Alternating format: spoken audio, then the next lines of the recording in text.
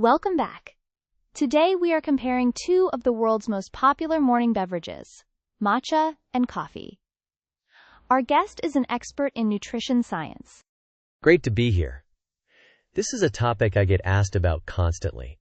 People want to know which drink is actually better for them. Let's start with the basics. Can you give us a quick profile of each drink? Of course. Coffee is brewed from roasted beans and delivers caffeine quickly, giving you that well-known sharp wake-up effect. Matcha is finely ground green tea powder whisked into water. You consume the whole leaf, which changes how the caffeine is absorbed. So the caffeine works differently in each one? Exactly. Coffee hits fast. You feel it within 15 to 30 minutes.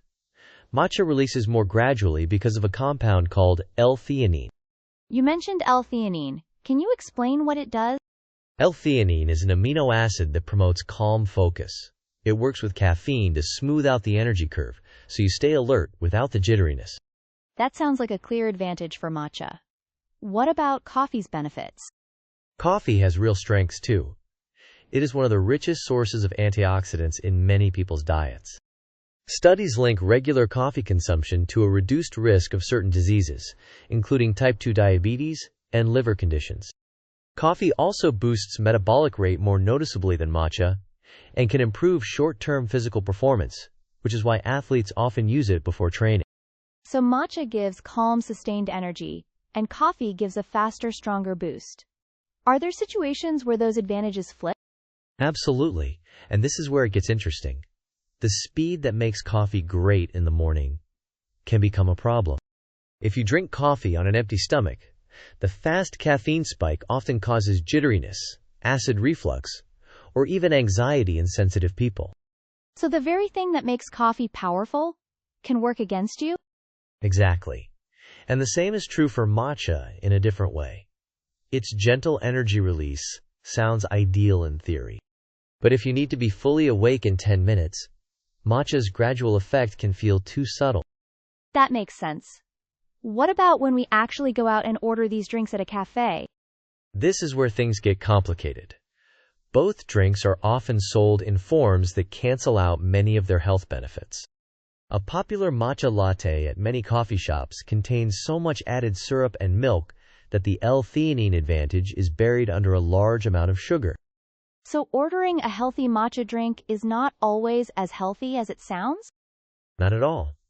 And the situation is worse with matcha-flavored desserts. Many use cheap powder substitutes or artificial coloring. The antioxidants are essentially zero.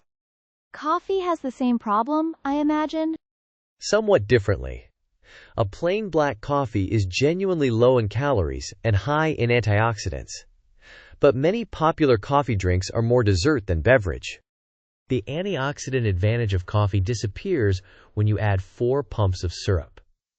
The caffeine stays, so you get the crash without the benefits.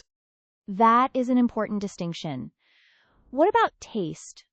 Some people find matcha quite bitter. Bitterness is matcha's biggest accessibility barrier.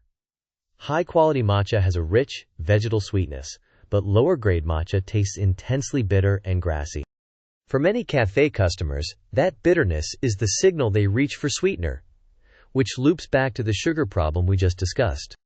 And coffee has its own version of this with very dark roasts? Right. Very dark roast coffee can be extremely bitter too, which is why many new coffee drinkers begin with sweet, milky drinks. The pattern repeats. Let's talk about cost and accessibility. Is one drink more practical than the other?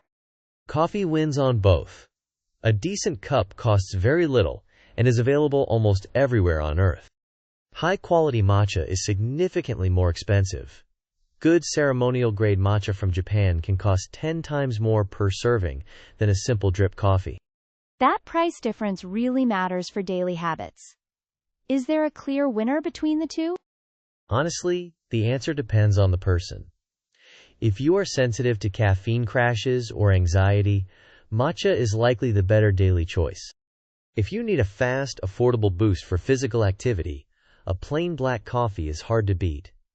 Avoid the heavily sweetened versions of either. Excellent practical advice. One last question. Can you drink both in the same day? Many people do, and it works well.